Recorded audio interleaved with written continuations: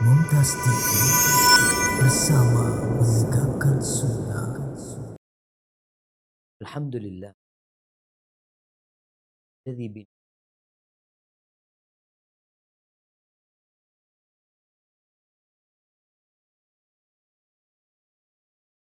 binaikan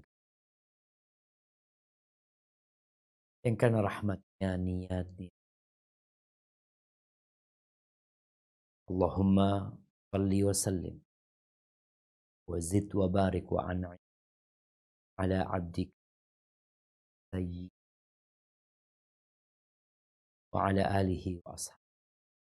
Ya Allah, semoga salawat dan salam, berkah dan nikmat yang Engkau curahkan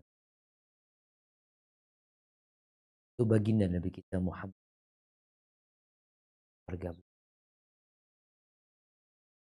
untuk putra putri beliau dan untuk seluruh. Semoga Allah meridai. Amma ba'd, ahibati fillah. Ramadan semakin mendekat. Dan kita tahu Ramadan ini juga menjadi bukti cinta seorang hamba kepada Allah. Sebagian lebih mencintai perutnya dan yang di bawah perutnya. Lebih mengutamakan nafsu dan syahwatnya daripada kecintaan kepada Allah yang menciptakan langit dan bumi. Dan sebagian umat Islam sampai hari ini, mungkin dia sudah Islam 30. Mungkin ada yang 40 tahun. Bahkan ada yang 70 tahun beragama Islam. Tapi ternyata ini orang belum merasakan enaknya jadi orang Islam. Dan kita lihat di berbagai media, ada manusia-manusia tatkala berbicara, nampak dari ungkapan, omongan dia, bahwa dia terbebani dengan Islam ini. Apa penyebabnya? Penyebabnya kayaknya belum sempurna Islam.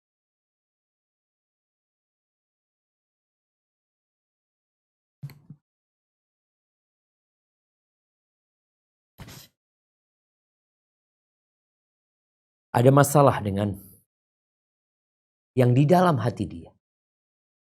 Karena sejatinya lisan ini adalah gayungnya hati. Ahibati fillah. Rasulullah sallallahu alaihi wasallam mengatakan, "Thalathun man kunna fihi wajada bihinna halawatal iman." Ada 3 perkara. Ada 3 hal. Barang siapa yang bisa menghimpun 3 perkara ini, niscaya dia akan merasakan halawatal iman. Manisnya keimanan. Apa 3 perkara ini? Yang pertama, an yakunallah wa rasuluhu ahabba ilaihi mimma siwahu. Dia harus menjadikan Allah dan Rasulnya lebih dia cintai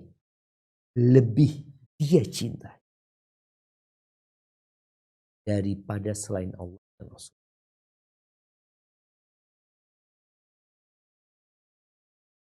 Ini yang terkadang belum ada di diri kita. Kita belum cinta sama Allah Azza. Kayak banyak orang yang masih melanggar aturan-aturan Allah Azza. Kalau cinta, gak mungkin dia melanggar aturan kekasihnya. Berapa banyak orang-orang yang masih melanggar sunnah-sunnah Rasul Sallallahu Alaihi Wasallam. Kalau cinta berat dan dia akan segera minta maaf ketika melakukan pelanggaran. Karena pelanggaran yang dia lakukan bukan hal yang lumrah. Dia melakukan pelanggaran kepada orang yang dia cintai. Ini yang pertama, urusan cinta. Sebagian kita sholat, sebagian kita puasa nanti Ramadan, sebagian kita berangkat haji, berangkat umrah. Tapi tanyakan kepada dirimu, bagaimana kecintaanmu kepada agama Allah ini? Bagaimana kecintaanmu kepada Rabbus samawati wal ard? Kepada Allah yang menciptakan tangan-tangan kita kemudian bisa bergerak. Yang kedua, kalau ingin merasakan manisnya keimanan, yuhibbal mar'a.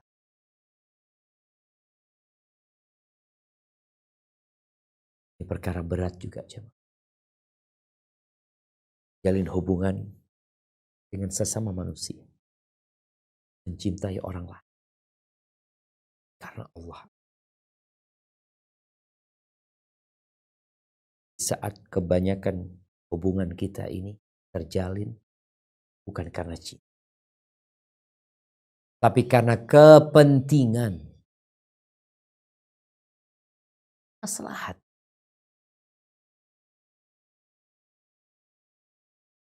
Allah memberikan pahala yang besar buat orang-orang yang saling mencintai karena Allah. Karena perkara itu tidak mudah. Yang ketiga, ayyakrah, ayyauda ilal kufr. Dia membenci untuk balik menjadi orang kafir.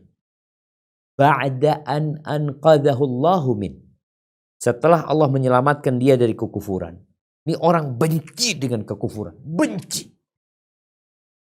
Karena sebagian kita melihat orang-orang Islam yang meremehkan kekufuran. Yang dianggap hal biasa, lumrah. Bahkan mungkin dia melakukannya kembali tanpa ada beban buat dia.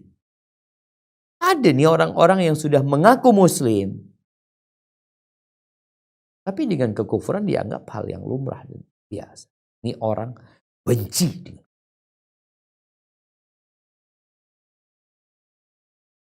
Ketika kita bicara hati, jemaah, gak ada yang menguasai hati kita kecuali Allah. Makanya kalau ada orang memaksa kita untuk melakukan kekufuran, itu dengan raga, dengan lisan. Hati gak bisa, dia punya kuasa. Orang benci untuk kembali kepada setelah Allah menyelamatkan dia. Sebagaimana kebencian dia untuk dilemparkan ke dalam api. Ahibbati fillah. Itu 3 perkara yang akan menyebabkan kita melakukan perintah-perintah Allah, menjauhi larangannya dengan penuh keceriaan. Sebagian orang disuruh puasa, nampak di wajahnya terbebani sekali dia dengan puasa. Tapi kalau bosnya yang nyuruh, atasannya yang memerintahkan, apa kata dia? Siap. Oh, dapat apa sih dari atasanmu? Dijanjikan apa oleh bosmu? Apa kekuasaan yang dimiliki oleh bosmu? Dia manusia yang sama sepertimu. Dia bisa sakit, dia bisa bangkrut, dia bisa gila, dia bisa mati. Itu kita begitu taat. Sama Allah Azza wa Jalla kadang-kala kita kurang. Ahibati fillah. Cinta ini syarat iman. Kalau kita membahas tentang syarat la ilaha illallah. Ketika seorang mengatakan la ilaha illallah. Tidak ada Tuhan yang benar yang disembah kecuali Allah. Banyak kita melihat yang dipertuhankan oleh manusia. Kita melihat sesembahan-sesembahan yang dibuat oleh manusia. Banyak sekali. Di negeri kita entah ada berapa banyak. Di Asia jangan ditanya lagi. Di dunia Banyak yang dipertuhankan. Binatang disembah. Pepohonan disembah. Batu disembah. Arwah-arwah disembah. Seorang muslim mengatakan la ilaha. Yang ucapan ini akan membuat dirinya siap berkorban. Allah berfirman di surat Al-Maidah ayat 54. Coba kita baca ayat ini. أعوذ بالله من الشيطان الرجيم يا أيها الذين آمنوا من يرتد منكم عن دينه فسوف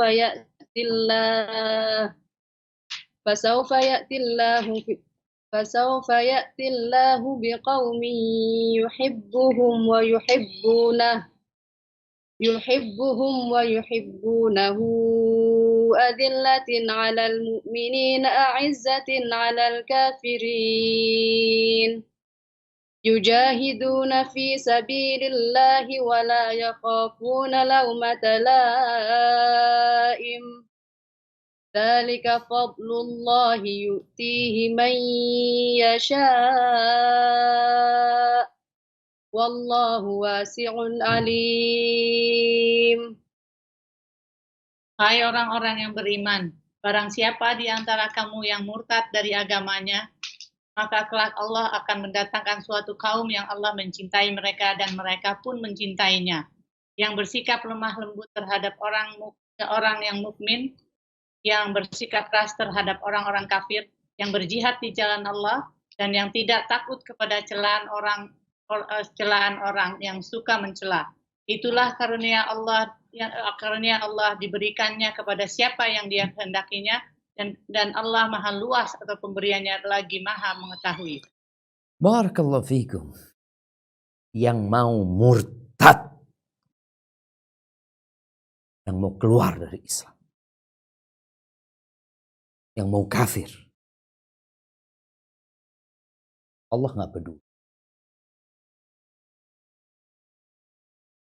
Allah sejatinya tidak butuh dengan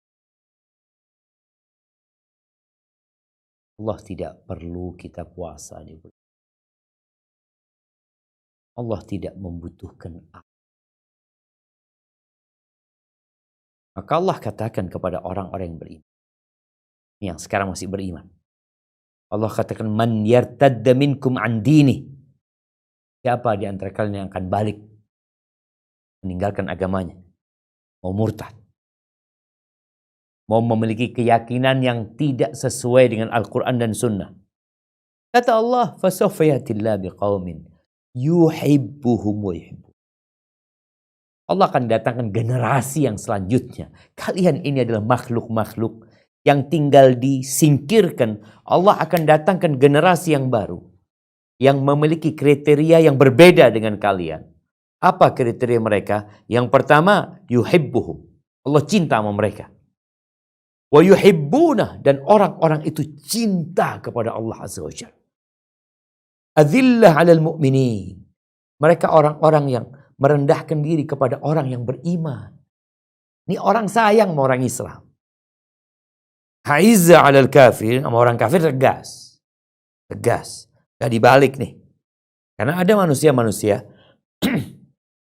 yang keras sama umat Islam, yang lembut sama orang-orang. Seharusnya tahu diri.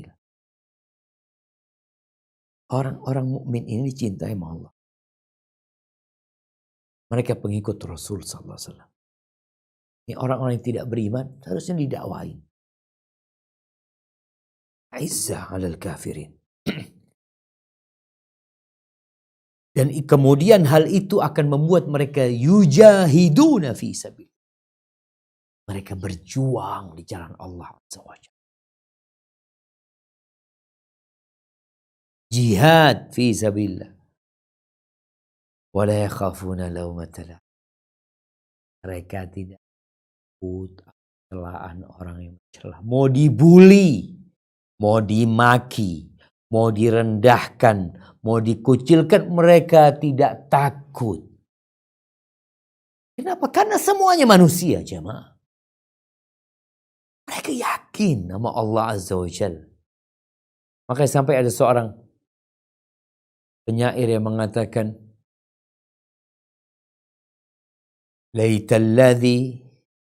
laitaka tahlu wal hayatu mariratun walaitaka tarda wal anamu ghidabu. Andai kata engkau manis sama aku ya Allah, hidup ini pahit, gak peduli. Kalau engkau ridha, semua orang mau marah, semua orang mau membuli, memaki, gak peduli sama bulian mereka. Yang penting engkau ridha. Nih seorang yang mencintai Allah Azza wa Jalla. Yang penting keridhaan Allah buat dia.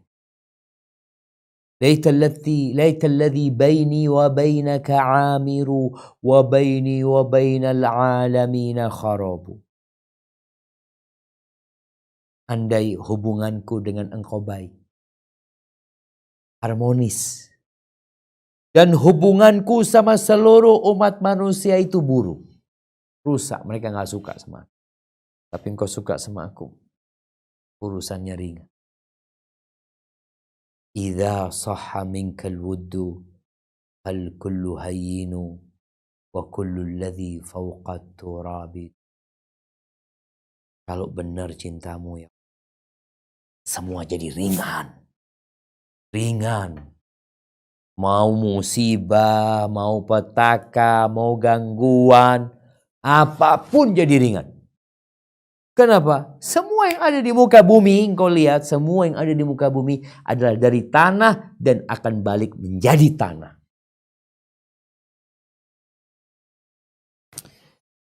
Ahibati fillah. Tapi apakah kita cinta mau? Ahibati fillah. Para ulama menyebutkan bahwasanya cinta itu ada dua macam. Yang pertama, mahabbah mushtarakah. Cinta yang bercampur. Macam-macam nih cinta. Yang satu cinta yang khusus. Cinta yang spesial. Kalau cinta yang bercampur itu, yang pertama seperti cinta yang tabi'i. Cinta yang normal ya. Cinta yang merupakan tabiat manusia. Seperti orang yang haus. Cinta sama air. Berharap banget dia ketemu air. Sayang banget sama air. Orang yang lapar. Dan makan ini hal yang lumrah. Yang merupakan tabiat. Masuk juga di dalamnya kecintaan seorang lelaki kepada suaminya. Kecintaan seorang lelaki kepada istrinya. Seorang lelaki kepada istrinya. Istri kepada suaminya. Masuk pula kecintaan murid kepada guru. Ini cinta yang normal ya. Cinta yang merupakan tabiat. Yang kedua ada cinta kasih sayang. Seperti kecintaan orang tua kepada anaknya. Beda nih kecintaan orang tua sama anak sama orang tua beda. Kecintaan guru kepada muridnya. Dan kecintaan kepada yang lemah secara umum. Orang tua ngelihat anaknya yang masih kecil, dia sayang, kasihan nih anak. Dia gendong. Itu menunjukkan kecintaan. Ra'fah wa rahmah, cinta karena kasih sayang ya. Karena kasihan. Kemudian ada cinta karena kecocokan. Ini biasanya sesama kawan ya. Mereka satu kerjaan. Ini hal yang boleh. Semua ini boleh. Dan itu tidak mengandung unsur kita harus mengagungkan dan tidak pula tunduk kepada orang yang kita cinta. Adapun cinta yang khusus ini adalah cinta yang berkaitan dengan seluruh isi hati kita. Di mana kita akan mengutamakan kecintaannya di atas segala kecintaan. Dan ini adalah cinta ibadah. Di mana menuntut orang yang mengaku cinta itu untuk mengagungkan. orang yang dia cintai atau sesuatu yang dia cintai, mengagungkannya, memuliakannya, taat dan patuh kepadanya, berusaha mencari keridhaannya, menjauhi larangannya. Ini wajib cinta seperti ini untuk Allah Azza wa Jalla. Dan harus dimurnikan hanya untuk Allah semata. Tidak boleh dipalingkan kepada selain Allah Azza wa Jalla. Syirik jatuhnya nanti. Haibati fillah. Bagaimana supaya kita itu mencintai Allah lebih dari segalanya. Dan kecintaan kita itu kecintaan ta'zim. Yang penuh pengagungan. Yang pertama kita perlu membaca Al-Quranul Karim. Perlu mentadabburi Al-Quran. Ini Ramadan udah dekat. Gak nunggu Ramadan kita baca Quran. Hari ini baca Quran, tadabburi Al-Quranul Karim. Kenali Allah Azza. Kenapa? Karena Al-Quranul Karim ini surat cinta Allah kepada hambanya. Allah kirimkan nabinya. Allah turunkan kitabnya. Ini sebagai tanda cinta Allah kepada hambanya. Allah turunkan Al-Quranul Karim. Baca. Al-Quran dimulai dengan Bismillahirrahmanirrahim. Supaya engkau tahu kitab ini berisi rahmat dan kasih sayang. Tapi sebagian kita baca Quran tapi tidak mau memahami dan mengetahui arti. Sehingga terkadang gak tumbuh tuh cinta di diri. Yang kedua, memperbanyak amalan sunnah setelah yang wajib dikerjakan. Itu untuk meraih cinta Allah. Kerjakan yang sunnah-sunnah. Yang wajib selesaikan, tambah dengan yang sunnah. Sebagaimana Nabi SAW mengatakan, وَمَا يَزَالُ عَبْدِي يَتَقَرَّبُ إِلَيَّ بِالنَّوَافِلْ حَتَّى أُحِبَّهُ. Ini hambaku terus mendekatkan diriku dengan yang anjuran-anjuran. Bukan wajib, anjuran. Tapi dia kerjakan. Dia lakukan sampai akhirnya Allah cinta kepada orangnya. Maka yang ingin cinta sama Allah Azza wa Jalla, tolong sholatnya ditambahin. Tambahin yang sunnah. Zakatnya ditambahin dengan sedekah. Puasanya ditambahin dengan Senin Kemis. Atau puasa sunnah yang lainnya. Kemudian yang ketiga, memperbanyak ingat Allah Azza wa Jalla. Zikrullah. Allah menyuruh kita berzikir yang banyak sekali. Fadhkurullaha dzikran katsira. Orang yang cinta akan mengingat yang dia cintai. Dan ketika dia banyak mengingat yang dia cintai, maka itu akan menjadi air yang menyirami pohon atau benih cinta dalam hati. Maka kita perlu memperbanyak zikrullah. Ketika Allah Azza wa Jalla menyuruh manusia keluar selesai sholat. فَإِذَا قُضِيَتِ الصَّلَاةِ فَانْتَشِرُوا فِي الْأَرْضِ. Selesai sholat Jumat nih, kalian silahkan bertebaran di muka bumi ini. Sudah. Bertebaran di muka bumi ini cari rizki. Wabtaghu min fadlillah. Cari dari karunia Allah Azza wa Jalla. Terus apa pesan Allah? Wadhkurullaha katsiran la'allakum tuflihun. Kalian perbanyak mengingat Allah, memperbanyak zikir. Supaya kalian jadi orang yang sukses. Jadi zikir itu dengan lisan, dengan hati, dan dengan raga kita. Dengan melakukan amalan-amalan yang diridhai Allah Azza wa Jalla. Kemudian yang keempat, lebih mengutamakan cinta Allah daripada cintaan yang tadi disebutkan. Cintaan kepada keluarga, kepada harta, kepada kawan. Kita harus lebih mengutamakan kecintaan kepada Allah Azza wa Jalla. Apa tandanya ketika nafsu kita sedang membisikkan kepada kita untuk melakukan sesuatu yang dibenci oleh Allah Azza wa Jalla? Maka kita perlu menolak hal itu. Dengan cara lebih mengutamakan apa yang Allah sukai. Meninggalkan apa yang Allah benci. Dan tanda orang ini lebih mengutamakan Allah dari segalanya. Dia akan melakukan yang dicintai Allah. Walaupun jiwanya gak suka. Yang kedua, dia akan meninggalkan yang dibenci Allah. Walaupun jiwanya mencintai hal itu. Dia suka dengan perbuatan itu. Tapi karena dia lebih mementingkan cintaan Allah, maka dia akan tinggalkan hal itu. Karena Allah membencinya. Allah Azza wa Jalla berfirman di surat At-Taubah ayat 24. Apa kata Allah Jalla Jalla? Nah, silakan dibaca.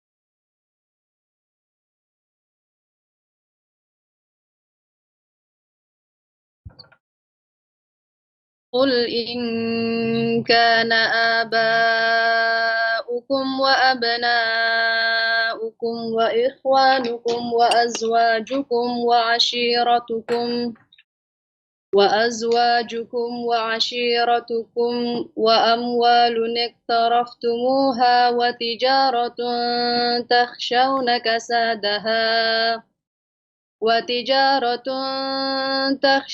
كسادها ومساكن ترضونها أحب إليكم من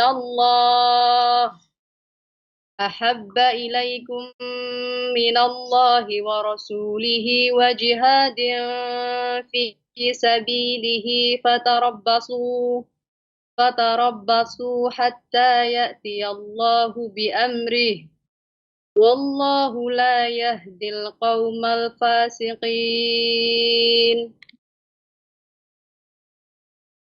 Katakanlah, jika bapak-bapakmu, anak-anakmu, saudara-saudaramu dan istri-istrimu, keluargamu, harta kekayaan yang kamu usahakan, perdagangan yang kamu khawatirkan kerugiannya, dan rumah-rumah tempat tinggal yang kamu sukai lebih kamu utamakan, lebih kamu daripada Allah dan Rasulnya, serta berjihad di jalan Allah, maka tunggulah sampai Allah memberikan keputusannya dan Allah tidak memberi petunjuk kepada orang-orang fasik. Barakallahu fikum. Naam. Hibbati fillah. Nih, Allah katakan, Allah perintahkan nabinya untuk menyampaikan.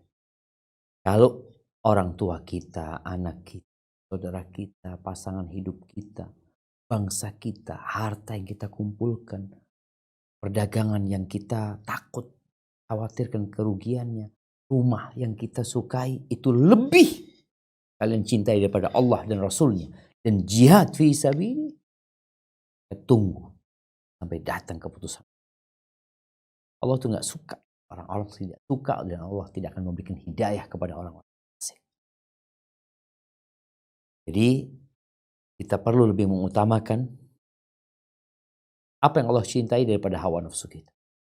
Kemudian yang kelima, kita perlu sering-sering membaca asma'ullah al-husna, sifat-sifat Allah azza wa jalla, ya. Yang insya Allah orang yang kenal sama Allah, yang membaca nama-nama Allah dan sifat-sifatnya, dia akan semakin mencintai Allah. Kemudian yang keenam, kita perlu merenungkan kebaikan yang Allah berikan kepada kita. Allah itu maha baik. Maka jangan pernah suudzon sama Allah Azza wa Jalla. Nikmat yang Allah berikan itu banyak sekali, yang zahir, yang batin. Orang itu kalau dikasih sesuatu oleh seseorang, dia akan cinta sama orang yang kasih. Gimana ketika kita tahu tubuh kita semuanya dari Allah Azza wa Jalla? Maka kita tentunya akan lebih mencintai Allah Azza wa Jalla. Kemudian kita perlu punya waktu menyendiri, berdoa, sepertiga malam akhir, ya. Kemudian kita perlu duduk sama orang-orang yang cinta sama Allah Azza wa Jalla dan berusaha untuk meninggalkan perkara-perkara yang menghalangi kita dari kecintaan kepada Allah. Kalau benar engkau cinta sama Allah, nanti engkau akan rindu perjumpaan. Sebagaimana kata Nabi SAW, man ahabba liqa Allah. Barang siapa yang cinta, ingin berjumpa dengan Allah Azza wa Jalla, maka Allah akan cinta perjumpaan sama dia. Wa man kariha liqa Allah, kariha Allah liqa. Tapi kalau ada orang yang gak suka berjumpa sama Allah Azza wa Jalla, maka Allah juga akan benci perjumpaan dengan. Barakallahu fiik. Itu mungkin jamaah bagi muqaddimah kajian kita hari ini. Kita akan masuk ke bulan Ramadan. Kita punya waktu beberapa hari untuk mempersiapkan diri dan untuk membuktikan apakah benar kita lebih mencintai Allah Azza wa Jalla daripada segalanya yang ada di muka. Barakallahu fiik. Ana kembalikan ke moderator untuk memandu jalannya sesi jawab. Nah. Tafadhal. Assalamualaikum warahmatullahi wabarakatuh, Ustadz. Waalaikumsalam warahmatullahi wabarakatuh. Naam, Ini tafadhali. dari Canberra, Ustadz. Bismillah. Ada titipan pertanyaan. Pertanyaannya seperti ini. Pada saat bulan Ramadan kita kan sholat tarawih. Setelah sholat tarawih kita langsung sholat witir. Biasanya kalau bukan bulan Ramadan kita sholat witir itu sebelum tidur. Tapi karena bulan Ramadan terus sholat tarawih langsung sholat witir, itu nanti sebelum tidur apa kita masih boleh melakukan sholat lagi, Ustadz? Mungkin itu, Ustadz. Jazakallahu khairan. Masya Allah. Barakallahu fikum. Naam, ahibati fillah. Bicara salat witir yang Rasul sallallahu alaihi wasallam tidak pernah meninggalkannya dalam kondisi safar atau tidak safar. Jadi 2 salat sunnah yang beliau selalu kerjakan walaupun dalam kondisi musafir, yaitu salat witir dan 2 rakaat sebelum subuh. Baik. Sebagian umat Islam hanya mengerjakan salat witir itu di bulan Ramadan. Sholat tarawih itu sholat malam yang witir, artinya nanti jadinya ganjil. Sebagian orang hanya melaksanakan sholat malam itu di bulan Ramadan, padahal seharusnya kita malam ini pun sholat. Kemarin seharusnya sholat. Jadi jangan sampai nunggu malam Ramadan baru sholat malam. Yang dikenal di bulan Ramadan dengan sholat tarawih. Sehingga sebagian orang berpikir sholat tarawih ini sholat sunnahnya Ramadan. Padahal sejatinya sholat tarawih itu sholat malam yang dikerjakan sepanjang tahun tanpa kenal hari, tanpa kenal bulan, tanpa kenal waktu, tanpa kenal pekan wala apa. Yang penting sholat itu dilakukan di malam hari setelah sholat isya. Dilakukannya secara ganjil.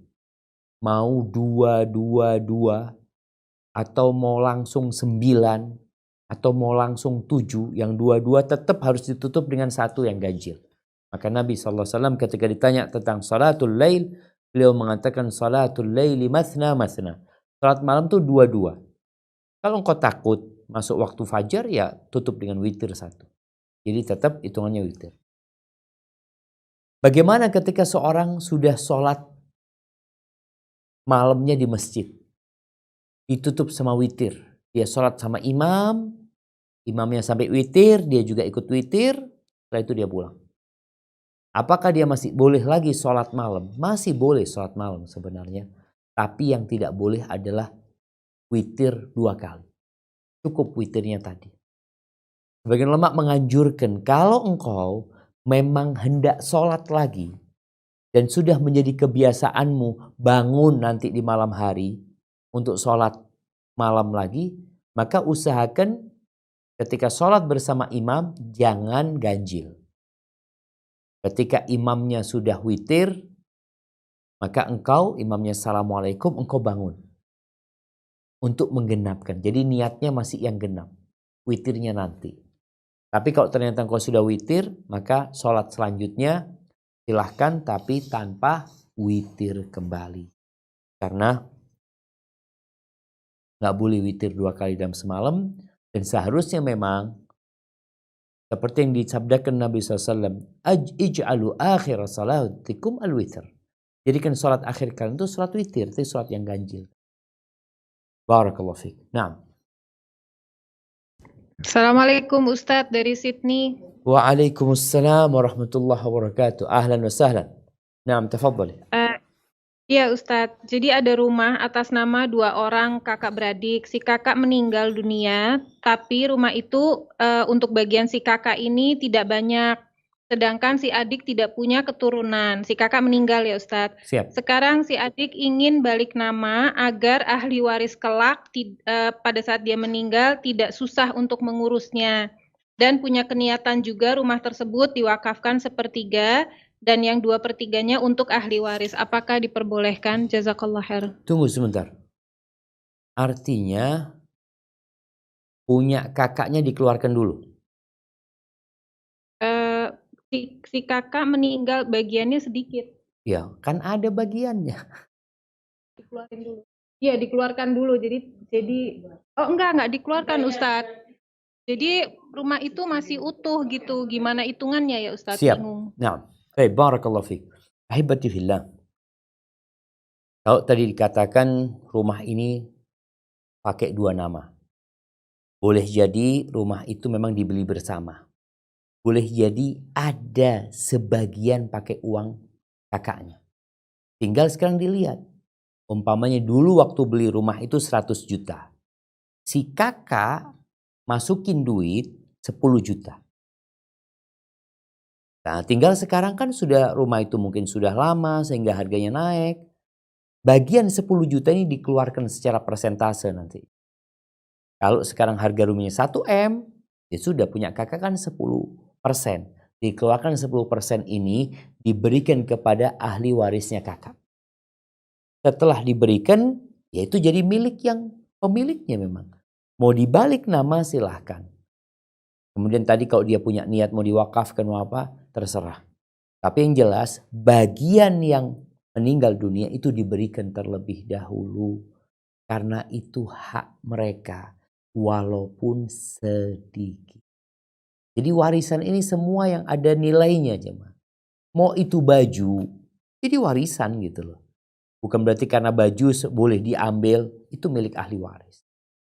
Hadza wallahu a'lam bissawab.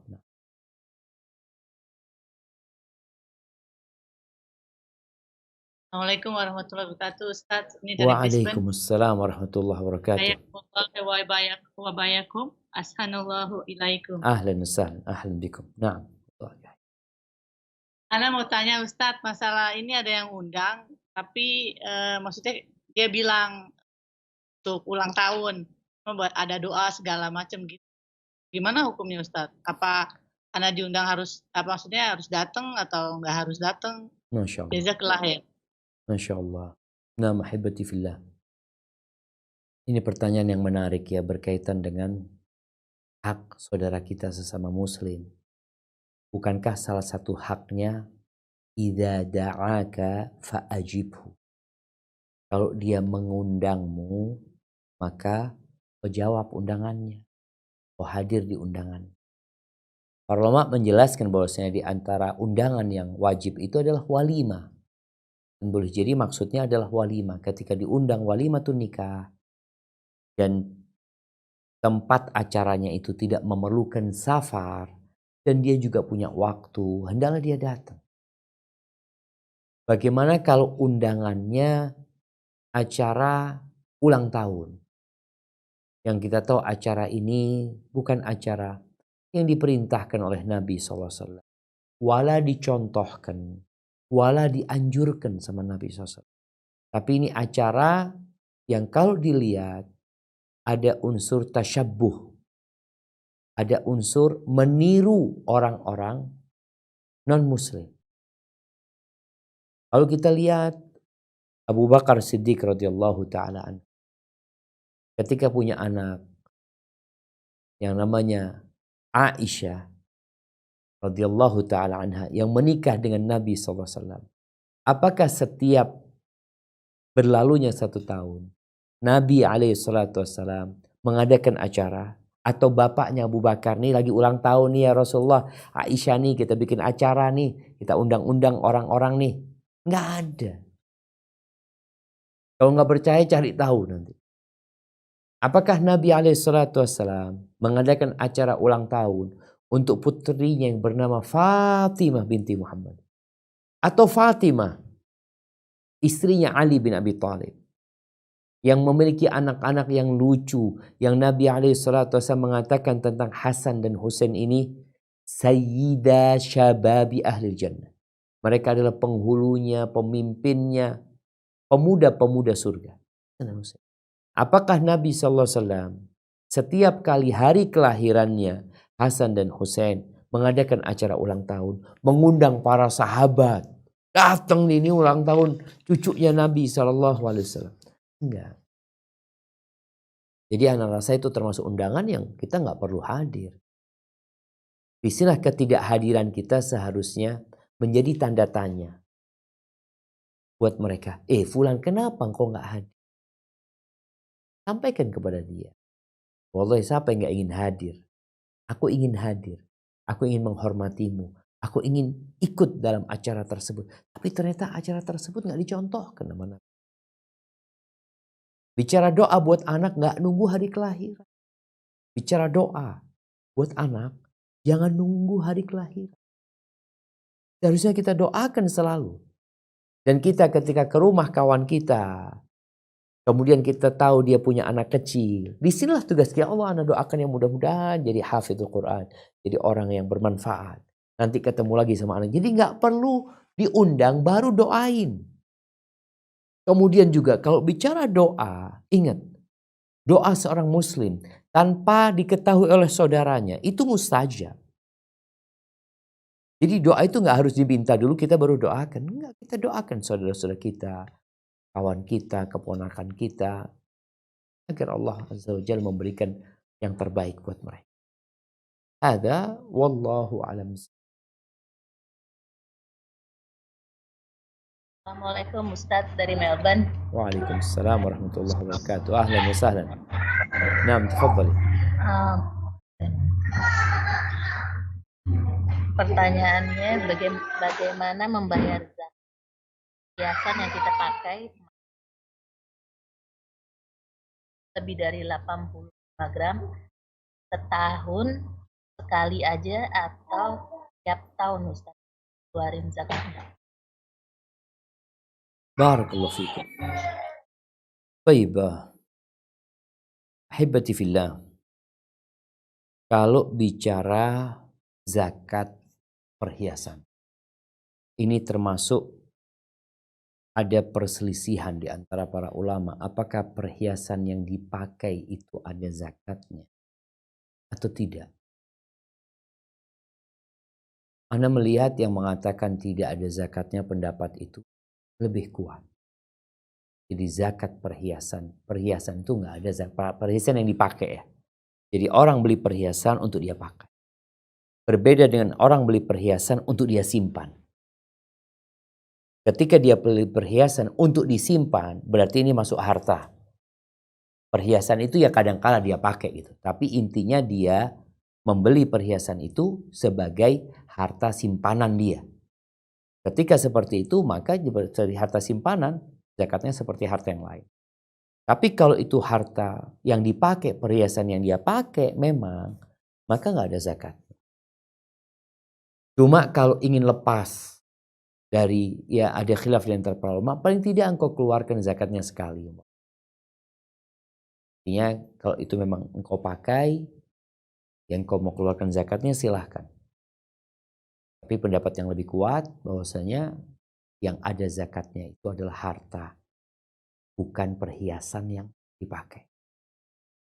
Cuma perhiasan ada dua kan, perhiasan yang untuk simpanan, ada perhiasan yang memang untuk dipakai. Yang untuk simpanan ya seperti harta simpanan lain. Ada wallahu a'lam.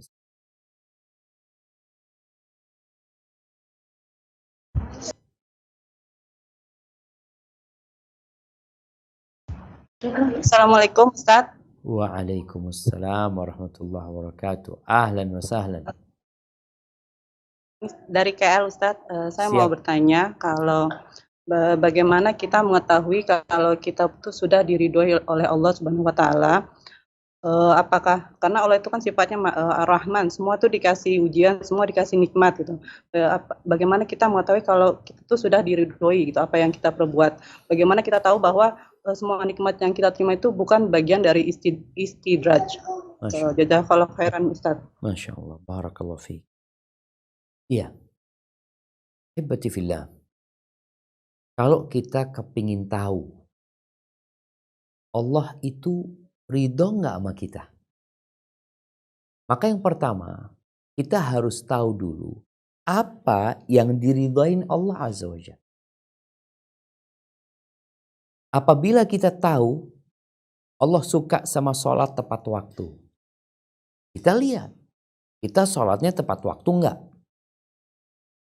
Karena ketika Nabi SAW ditanya, ahabbul a'mal ilallah, amalan yang paling dicintai Allah, beliau mengatakan, as-salatu ala waqti. Sholat tepat waktu. Nah, kita tepat waktu nggak sholat nih. Kalau ternyata kita telat-telat, kita tahu nih, kita nggak diridhoin Allah. Kenapa? Karena Allah meridhoin orang yang sholatnya tepat. Kemudian kita lihat juga, apakah kita berada di tempat-tempat larangan Allah? Artinya di tempat kita nggak boleh ada di tempat itu, kita berada di tempat itu. Kira-kira Allah ridho nggak? Ya enggak lah, Allah benci. Allah sebutkan, Allah benci dengan siapa, Allah cinta dengan siapa. Maka kalau kita ingin diridhoin Allah Azza wa Jal, maka tolong perintah-perintah Allah dikerjakan. Larangan-larangan Allah ditinggalin. Sampai ada sebagian ulama yang mengatakan, jangan sampai engkau tidak ada di tempat yang seharusnya engkau ada di situ. Dan jangan sampai engkau berada di tempat yang seharusnya engkau tidak di situ. Ini kalau bicara keridhaan Allah Azza wa Jalla. Kemudian masalah hati. Kadangkala kita secara fisik, kita melakukan apa yang diridhain Allah Azza wa Jalla. Tapi apakah kita melakukannya ikhlas lillahi ta'ala atau tidak? Karena Allah ridho kalau kita mentauhidkan Allah Azza wa Jalla. Allah ridho kalau kita bersatu padu, tidak bercerai-berai. Allah nggak suka dengan katanya dan katanya. Jadi ada hal-hal yang memang Allah nggak suka. Maka di sini kau perlu ketahui, kalau engkau sudah melakukan yang diridhai Allah dengan hati yang ikhlas lillahi ta'ala, insya Allah itu tanda ridho. Tapi kita tuh tetap khawatir. Kita khawatir Allah nggak terima amalan kita. Allah nggak ridho sama kita. Maka di sini para ulama menyebutkan ketika seorang beribadah, itu beribadah dengan cinta sebagai pemandunya dan dengan dua sayap yang harus seimbang. Itu al-khauf war raja. Rasa takut dan rasa harap. Karena dengan cara ini kita akan bersungguh-sungguh mendekatkan diri kepada Allah Azza wa Jalla. Di sini kita akan ikhlas beramal lillahi ta'ala. Karena kita cinta sama Allah Azza wa Jalla. Dan kalau bicara harta, kita takut. Bukan bicara harta, nikmat. Nikmat yang Allah berikan. Bisa jadi nikmat sehat yang Allah berikan kepada kita. Atau harta yang berlimpah ruah. Atau nikmat keluarga yang sakinah, mawaddah dan rahmah. Itu nikmat tuh. Bagaimana kita tahu tuh nikmat bukan istidraj. Maka engkau lihat. Apakah kenikmatan yang Allah berikan kepadamu menjadikan engkau lebih dekat sama Allah Azza wa Jalla? Atau menyebabkan engkau lebih jauh? Seperti ada seorang, ketika dia susah hidupnya, dia selalu sholat malam. Dia selalu baca Quran sehari 1 juz. Selalu sholat duha. Ketika Allah berikan nikmat kepada dia, berupa harta yang berlimpah ruah, sholat malamnya berkurang. Sholat duhanya hilang.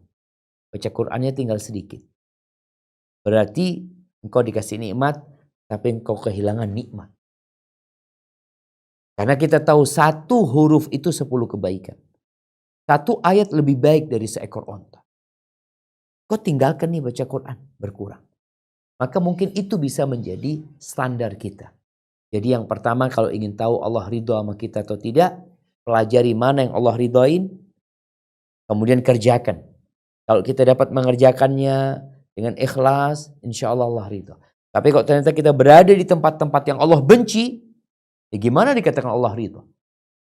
Allah temukan kita di tempat-tempat Allah murka, maka Allah akan murka. Kemudian cara tadi nikmat yang Allah berikan, bagaimana kita tahu nikmat itu bukan istidraj? Maka tatkala Allah memberikan nikmat dan membuat kita semakin dekat sama Allah, semakin banyak sedekahnya, semakin banyak zikirnya, semakin banyak istighfarnya, bahkan dengan nikmat itu kita gunakan untuk ketaatan kepada Allah Azza wa Jalla, insya Allah ini menjadi tanda Allah ridho sama kita dan bukan istidraj. Kenapa? Allah Azza wa Jalla mengatakan hal jazaul ihsan illa ihsan. Balasan kebaikan itu kebaikan. Jadi perbuatan baik itu melahirkan perbuatan baik. Bagaimana dosa melahirkan. Hada wallahu a'lam. Assalamualaikum Ustaz. Barakallahu fiik. Pertanyaan dari Waalaikumsalam warahmatullahi. Naam, tafadhali. ada harta warisan hasil penjualan rumah. Dan karena sesuatu hal, harta warisan ini sempat mengendap selama 2 tahun.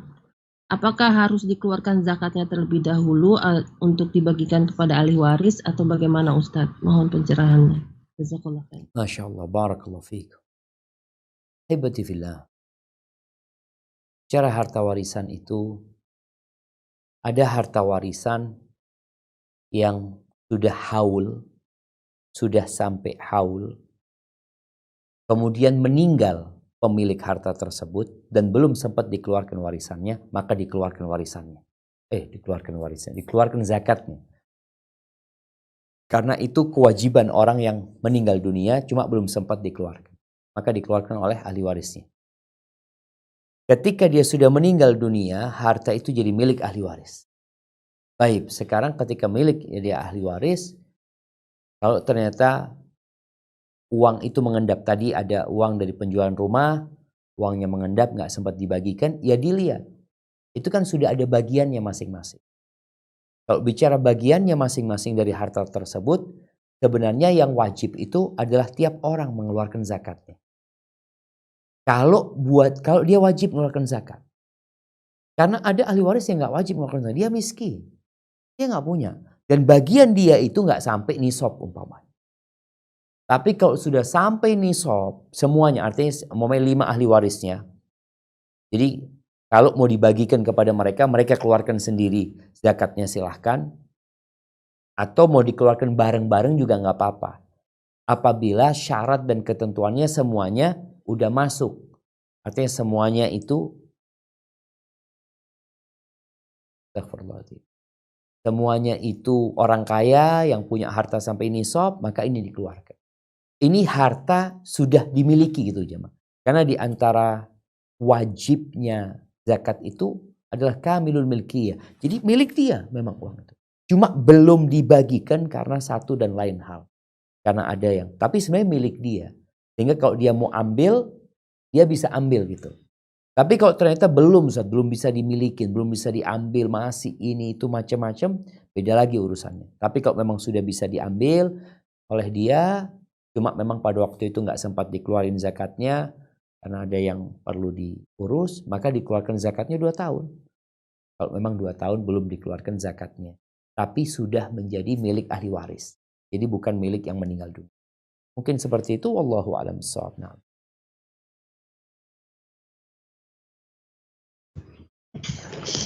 Assalamualaikum warahmatullahi wabarakatuh, Ustadz. Waalaikumsalam warahmatullahi wabarakatuh. Ahlan wa sahlan. Naam, tafadhali. Dari Canberra, Ustadz. Saya ingin nanya, kalau misalnya tante meminta, dia bilang begini, Ustadz, kasih tante sedekah dong, gitu kan. Siap. Nah, habis itu kita sebagai keponakannya itu menyikapinya gimana ya, Ustadz? Soalnya dia mengatakan kasih tante sedekah. Kayak begitu loh, Ustadz. Tantenya memang nggak mampu. Dibilang mampu sih Ustadz, cuman makanya kadang dia ngeposting di Facebook, saya ngeliat. Nah dia sering karaoke, sering ini. Makanya kadang kita sebagai keponakan tuh ngeliat postingan dia itu jadi agak-agak meragu mau ngasih apa enggak jadinya. Tapi dia ngomong minta sedekah lah buat tante. Kayak begitu kitanya bingung itu gimana sebagai keponakan ya. Ustadz ya. Makasih Ustadz. Jazakallahu khair. Wa iyyaki barakallah. Nah, ahibati fillah, bicara harta yang kita miliki. Allah Azza wa Jalla mengatakan wa fi amwalihi haqqun,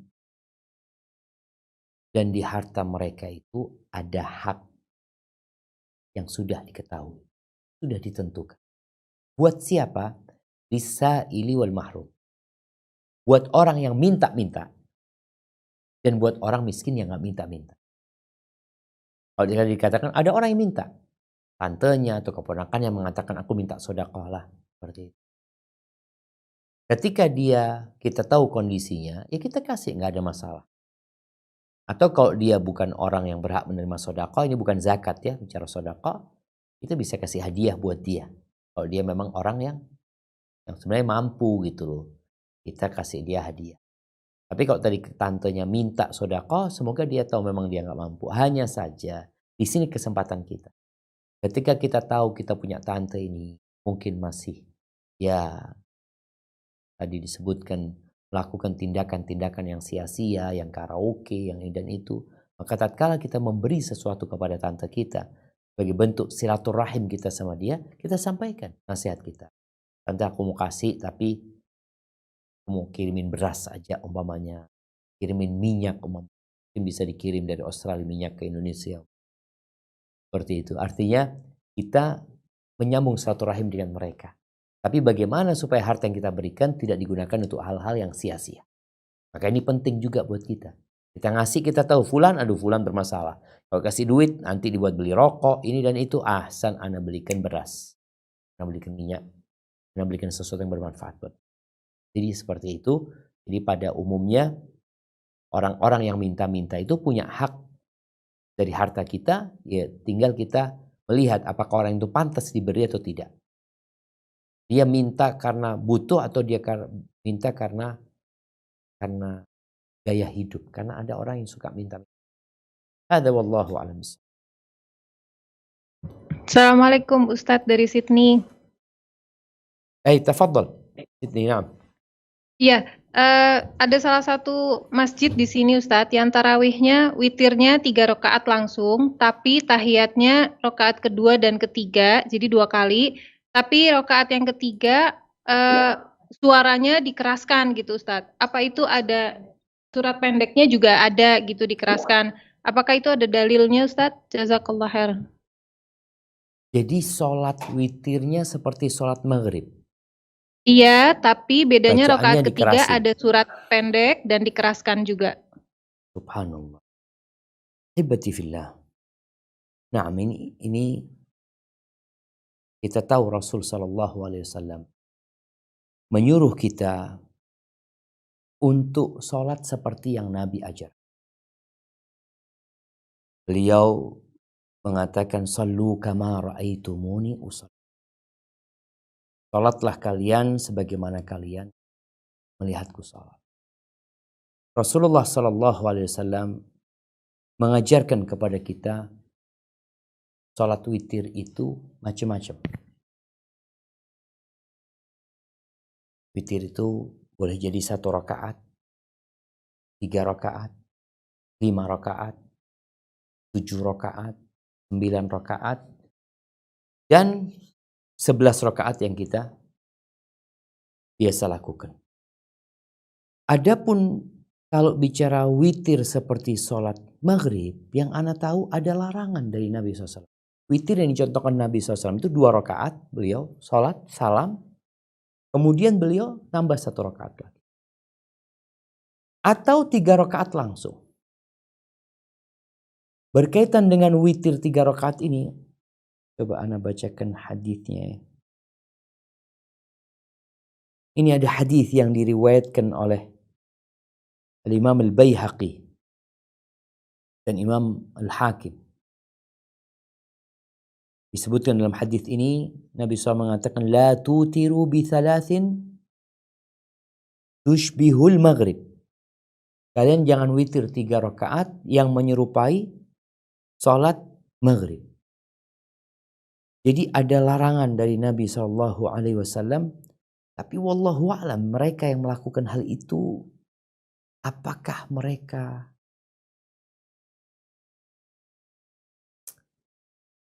berpendapat dengan pendapat para ulama? Tapi sepanjang yang Anda tahu tadi, bahwasanya sifat witir itu memang 3. Kalau kita yang 3 rakaat itu, yang pertama 3 langsung, 2 plus 1, atau seperti maghrib. Yang seperti maghrib ini disebut witir, artinya sholatnya ganjil gitu.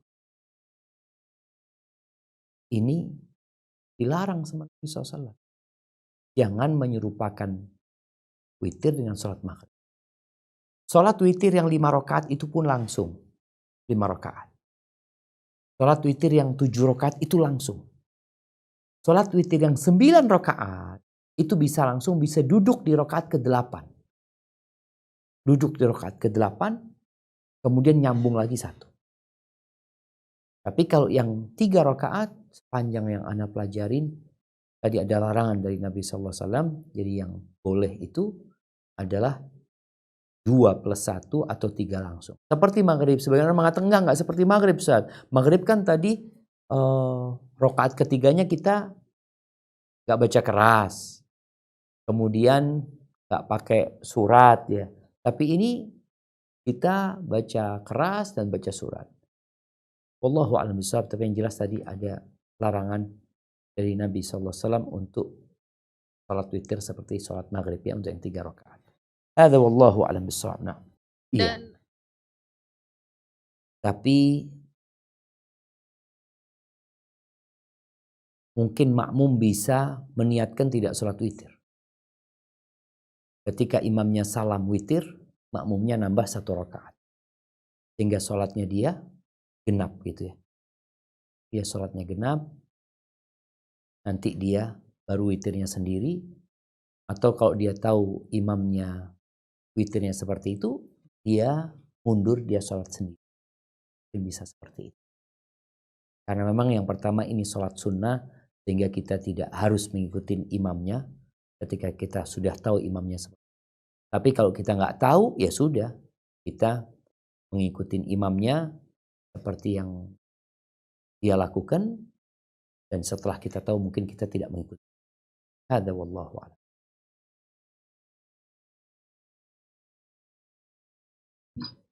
Assalamualaikum Ustadz dari Brisbane. Semoga Ustadz selalu dalam lindungan Allah Subhanahu wa Ta'ala. Ada titipan pertanyaan Ustadz. Suami istri ini pernah sekali melakukan hubungan suami istri saat bulan puasa.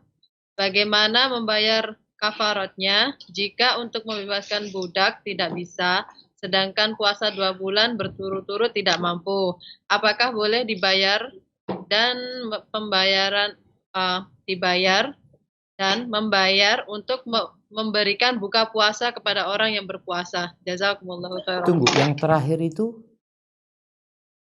Apakah boleh pembayarannya dengan memberikan buka puasa orang yang berpuasa?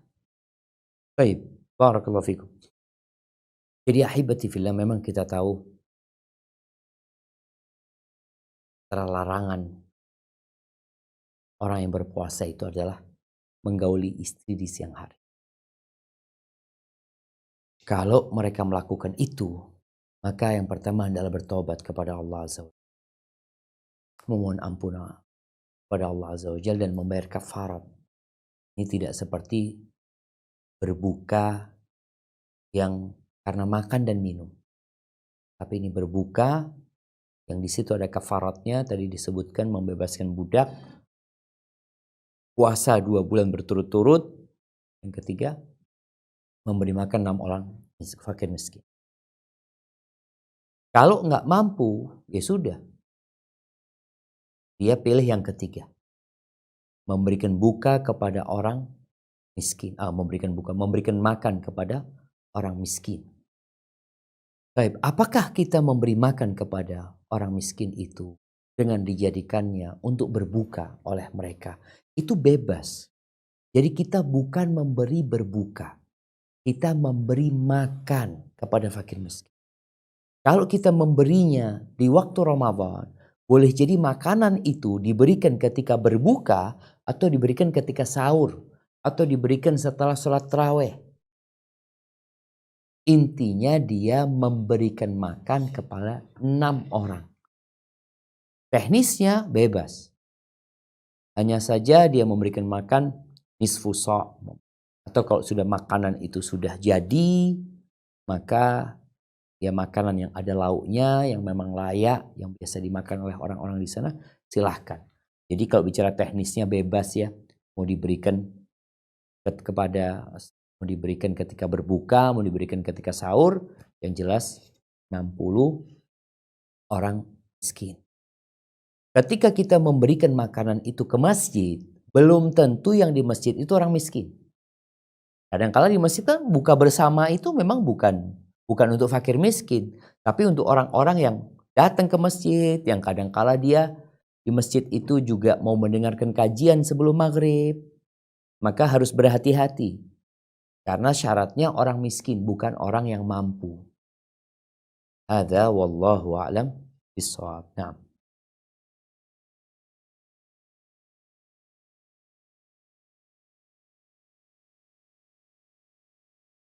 Bu Rita, silakan Bu Rita. Ya, Assalamualaikum Ustadz. Waalaikumsalam warahmatullahi wabarakatuh. Mau tanya, ketika kita sholat, ketika kita ingin berdoa yang khusus gitu ya, tentang keinginan sesuatu gitu. Sebaiknya itu kan kita doa pada waktu-waktu tertentu. Nah, itu sebaiknya lebih afdol itu doanya karena dalam bahasa Indonesia gitu ya. Maksudnya kita katakan dalam sholat ketika sujud atau setelah selesai sholat baru kita berdoa. Yang afdol, lebih afdol yang mana? Karena pakai bahasa Indonesia gitu. Iya, betul. Barakallahu fiikum. Nah, ahibati fillah. Kalau bicara doa, Allah Azza wa Jalla mengatakan, Ud'uni astajib lakum. Berdoalah kepada aku, pasti aku kabul. Namanya orang meminta, hendaklah meminta dari hati. Karena sebagian orang meminta dengan kata-kata yang indah, atau dengan bahasa Arab yang tersusun dengan bagus, tapi dia nggak tahu sama artinya. Maka hendaklah dia memohon dengan sesuatu yang dia faham artinya, dia mengetahui maknanya, karena Allah Azza wa Jalla la yastajib, Allah tidak mengabulkan doa dari hati yang lalai. Ketika orang membaca dengan bahasa yang dia tidak ketahui, maka sulit dia untuk menghayatinya. Baik, ketika membaca doa itu dalam sholat, di sini ada permasalahan. Sebagian ulama melarangnya, seperti kalangan Syafi'iyah. Mereka berpendapat nggak boleh doa pakai bahasa Indonesia, pakai selain bahasa Arab gitu. Sebagian mengatakan nggak apa-apa buat orang yang tidak mengetahui, karena sholat itu sebenarnya doa. Bahkan tadi ada waktu-waktu mustajab ketika sujud, ketika sebelum salam, itu waktu mustajab gitu. Sayang ketika kita di situ nggak boleh minta dengan bahasa selain bahasa Arab, sedangkan kita bahasa Arab nggak ngerti gitu loh. Kalau dikatakan mana yang lebih afdol, tadi disebutkan memang ada khilaf di antara para ulama. Mana yang lebih afdol? Memang kalau dikatakan keluar dari khilaf para ulama, sehingga kita terlepas dari perselisihan yang terjadi, maka doanya selesai sholat. Di luar sholat doanya. Memilih waktu-waktu mustajab yang lain. Ini kita akan selamat dari perselisihan di antara para ulama.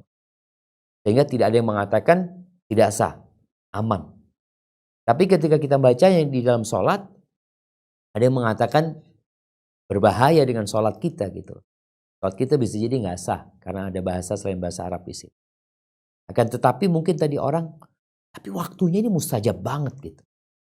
Maka nasihat ana buat orang yang tadi ragu, hendaklah dia kalau mau baca dalam sholat, dia pelajari bahasa Arab.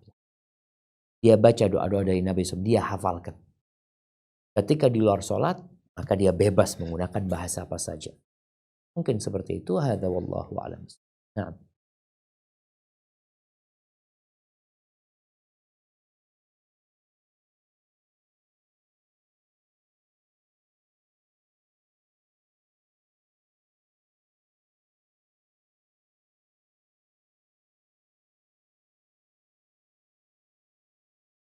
Assalamualaikum warahmatullahi wabarakatuh, Ustadz. Waalaikumsalam Dari warahmatullahi wabarakatuh. KL mau bertanya. Tafadhal. Ayah saya berusia 80 tahun. Kondisi badannya sehat, tapi sangat kurus. Pola makan minum baik, tapi kadang kehilangan selera makan. Sudah dicoba berpuasa sunnah 1 hari. Alhamdulillah kuat, tidak ada keluhan. Tapi dengan puasa menyebabkan asupan makannya semakin berkurang dan badannya semakin kurus. Untuk sholat berjamaah di masjid hanya sanggup 1 kali sehari sebab berjalan jauh sudah cepat lelah. Apakah ayah saya dikategorikan orang yang tidak mampu berpuasa? Dan apakah ayah saya boleh mengambil uzur untuk tidak rutin berjemaah ke masjid?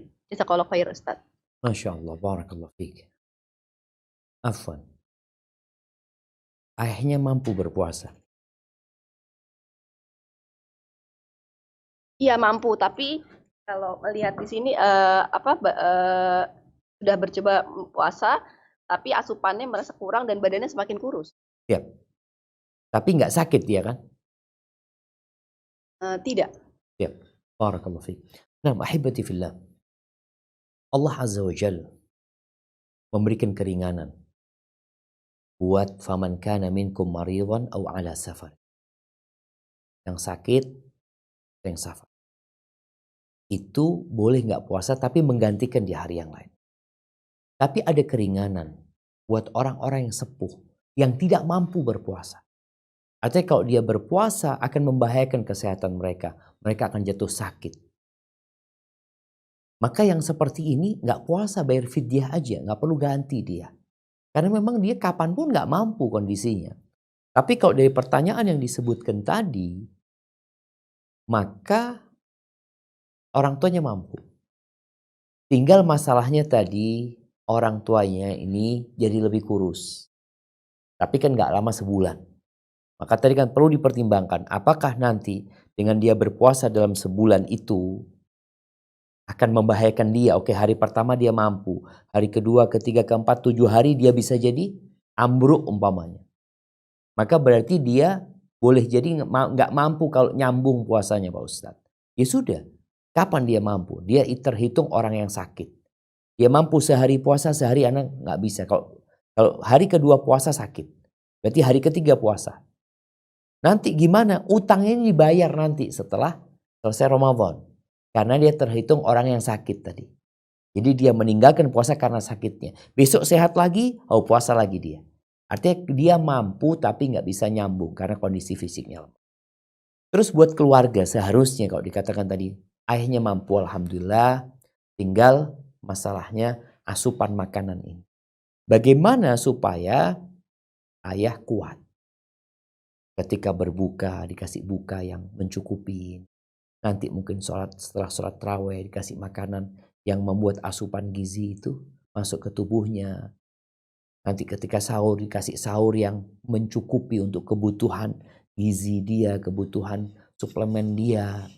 Jadi anak-anak ini mengkondisikan orang tuanya supaya tubuhnya tetap sehat. Tapi ada orang yang nggak mampu jemaah. Tadi dikatakan dia mampu sehari, setelah itu sakit dia. Kalau dia hari ketiganya mungkin dia mampu, nggak ada masalah. Jadi mungkin seperti itu buat kedua tadi. Nah kok lupa? Apakah ayah boleh ambil uzur untuk tidak rutin berjamaah ke masjid? Oh, berjamaah itu ke untuk masjid. pertanyaan Oke, siap. ini. Nah, mahibati fillah. Kembali fattaqullaha mastata'tum ya. Bertakwalah kepada Allah sesuai dengan kemampuan kalian. Artinya kalau memang nggak mampu berjamaah ke masjid karena jauh membahayakan fisiknya, ya silahkan. Mungkin dia ke masjidnya pakai kendaraan ya. Seperti itu, mungkin ada yang dampingin. Ini juga tugasnya anak-anak ya. Ketika orang tuanya memang butuh pendampingan, didampingi. Tapi kalau memang tadi berat untuk tubuhnya dia, silahkan dia sholat di rumahnya dan Allah tahu dengan uzur dia. Ada, wallahu a'lam. Assalamualaikum Ustaz. Pertanyaan dari Put lagi. Apakah uang yang dipinjam seseorang harus kita keluarkan zakatnya Ustaz? Jazakallahu khairan. Barakallahu fikum. Ya, berkaitan dengan uang kita yang ada di orang. Kondisinya ada dua. Yang pertama, uang itu bisa kita ambil. Ada uangnya itu. Artinya bukan orang yang pailit, bukan orang yang bangkrut. Dia bisa bayar uang itu, tapi dia belum bayar. Momennya kita katakan 2 tahun dia tuh utang sama kita. Berarti kan ada 2 masa zakat nih. Dan dia mampu mengembalikan. Maka di sini ada khilaf di antara para ulama. Bagian mengatakan yang dipegang orang itu nggak kita zakatin sampai balik ke kita gitu. Uang itu balik ke kita baru kita keluarkan zakatnya. Dan ana lihat pendapat ini kuat ya. Karena boleh jadi uang itu nggak balik. Walaupun kita bicara dia oke, dia mampu balikin umpamanya. Tapi dia kan belum balikin. Dia belum balikin. Waktu balikinnya kapan? Tahun depan. Dan tahun depan boleh jadi dia bangkrut. Dan gak bisa balikin. Sehingga tadi sebagian ulama tetap mewajibkan mengeluarkan zakat. Sebagian mengatakan tidak. Yang kedua, kalau dia pailit, uang kita itu hilang gitu di dia. Dia nggak mampu mengembalikan, maka nggak ada zakatnya. Sampai dia, kalau benar-benar dia bayar nanti, ya udah keluarin zakatnya. Dan boleh jadi memang uang itu sudah hilang. Di sini jamaah ada hal penting berkaitan dengan utang. Ya. Sebagian orang itu menjadikan utang itu zakat. Umpamanya, si A pinjam uang sama ana 10 juta. Ramadan ini seharusnya bayar. Si A nggak mampu bayar. Akhirnya ana sampaikan ke si A, sudah lunas, ana anggap itu zakatnya ana. Nggak boleh. Kenapa? Karena uangnya nggak ada. Yang mana?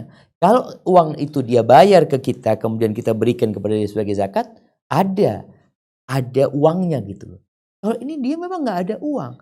Sehingga ketika kita katakan ini zakat buat dia nggak terima apa-apa sebenarnya. Jadi mungkin seperti itu. Wallahu a'lam bishawab.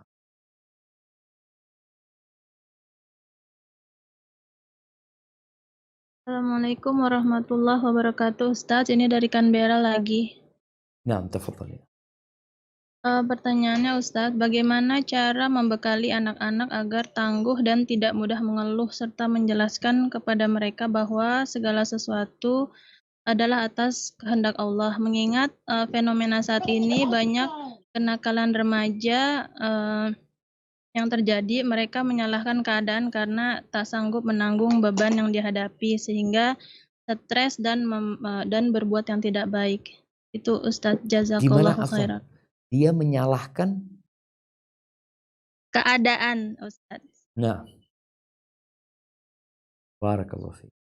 Masya Allah jemaah.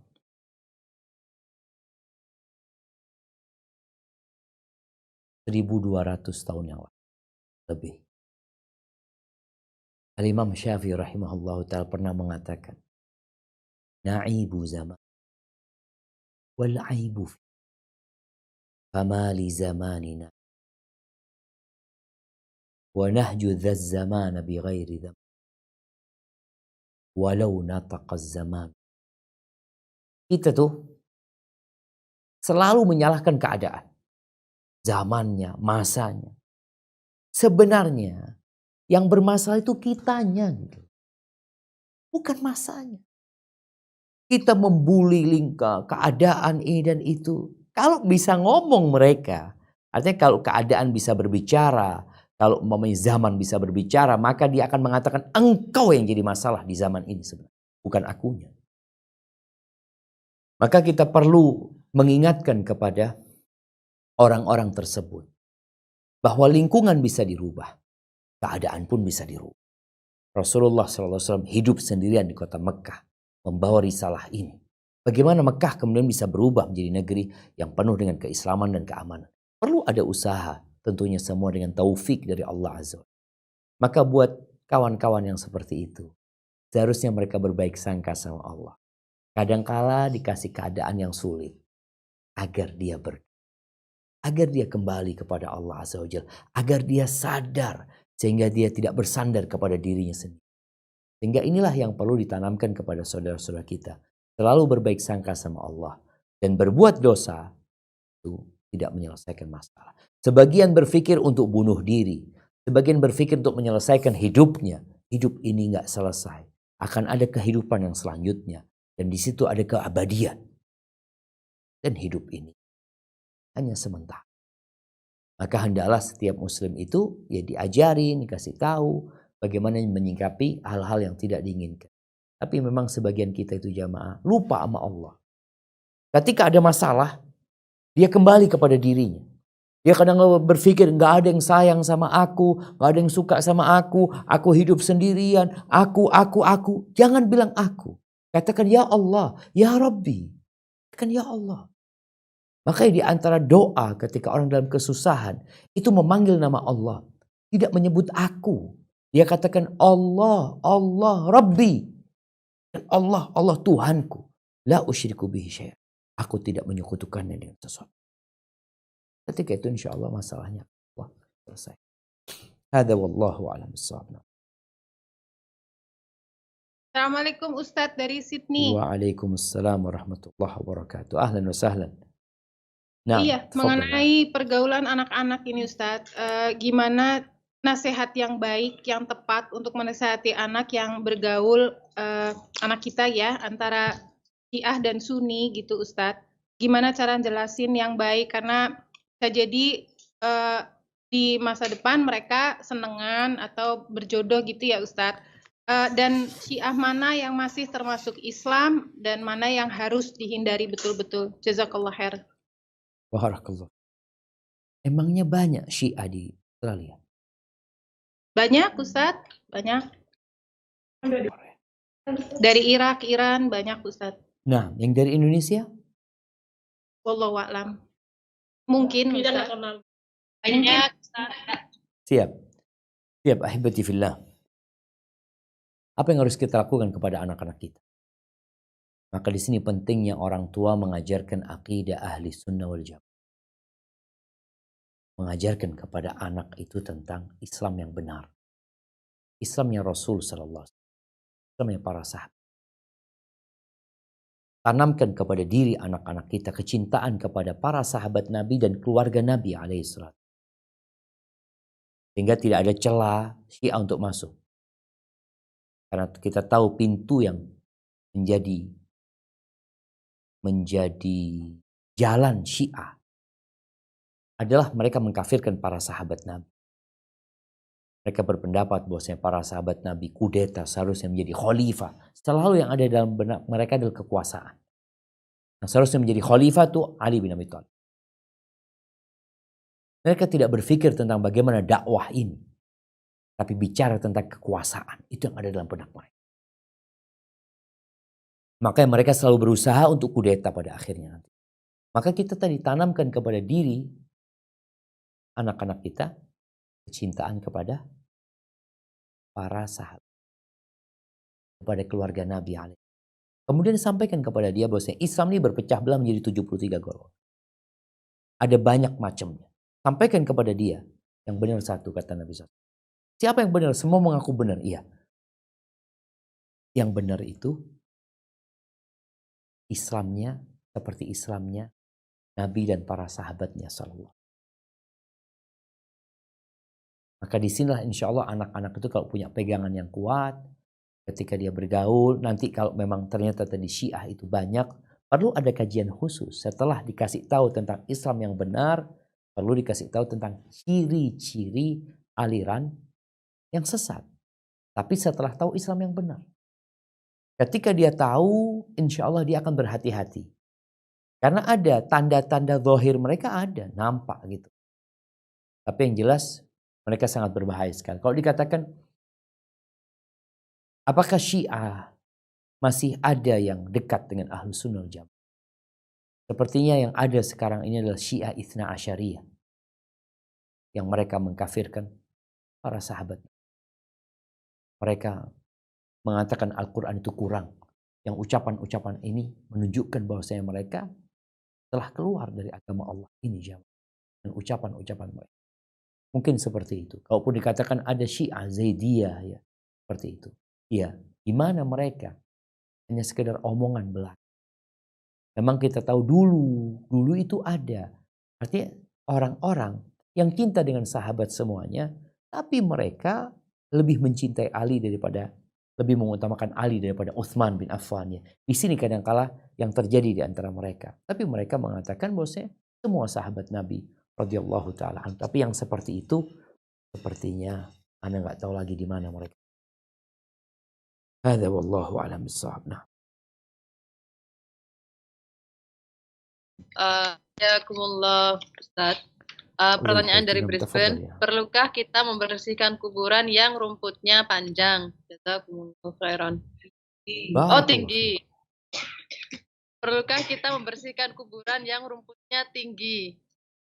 Itu kalau ke atas tinggi, kalau ke samping panjang.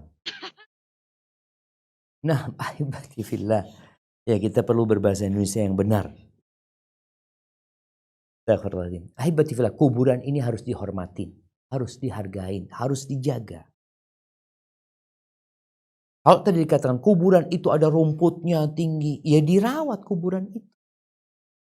Sehingga orang itu tidak akan menghinakan kuburan itu. Kadang-kala ada kuburan jamaah, sebagian orang itu yang kuburannya udah hilang ternyata ada rumah di atasnya. Untuk menjaga hal-hal yang seperti itu, agar dia tidak didudukin, tidak dihinakan, maka kuburan dijaga, dibersihkan, dirawat kuburan. Maka nggak ada masalah. Bahkan itu termasuk kita menjaga kuburan tersebut. Kalau kita lihat bagaimana kuburan di Baqi ya, kota Madinah Nabawiyah, kuburan itu dirawat gitu loh. Kuburan itu dijaga agar tidak dihinakan. Itu salah satu tujuannya. Yang kedua, agar kita kenal ini loh kuburan ayahku di sini gitu loh. Karena ketika nanti banyak rumputnya dan tinggi-tinggi, kita jadi nggak ketahuan gitu. Bahkan akan menjadi sarangnya ular, sehingga orang mau ziarah kubur itu jadi takut. Padahal kita tahu Rasulullah SAW menyuruh kita untuk ziarah kubur. Ala fazuruha. Karena ziarah kubur itu mengingatkan kepada akhirat ya. Seperti itu. Hadza wallahu a'lam bishawab.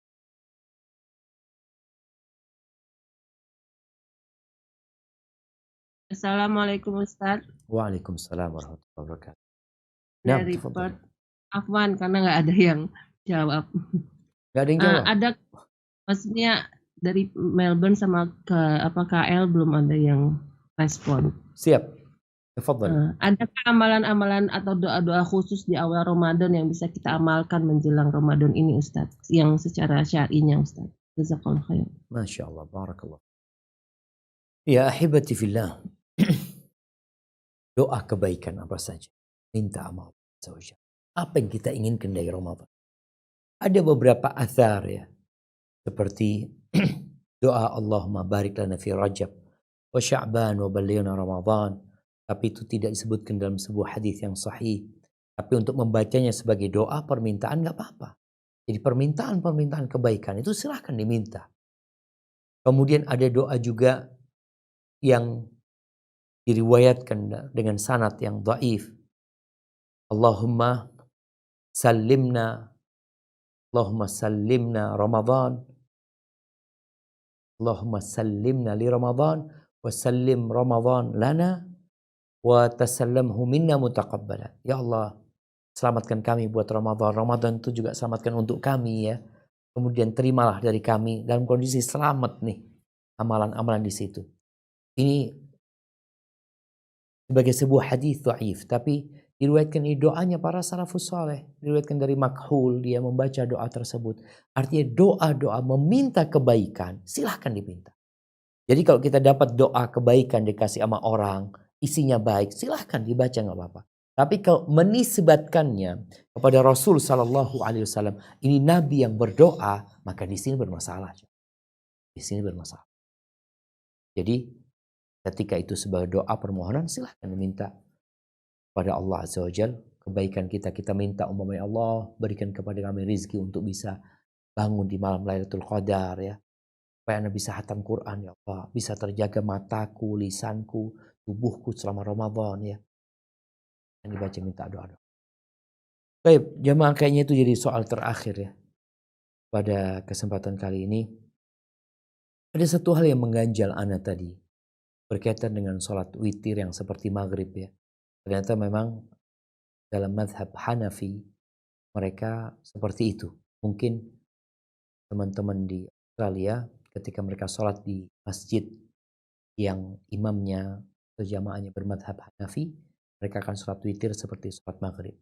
Tapi ketika kita bermakmum dengan mereka, ya silahkan tadi kalau kita mau witir sama mereka, ya seperti yang mereka lakukan. Tapi kalau kita bisa sholat sendiri, mungkin kita sholat sendiri untuk witirnya.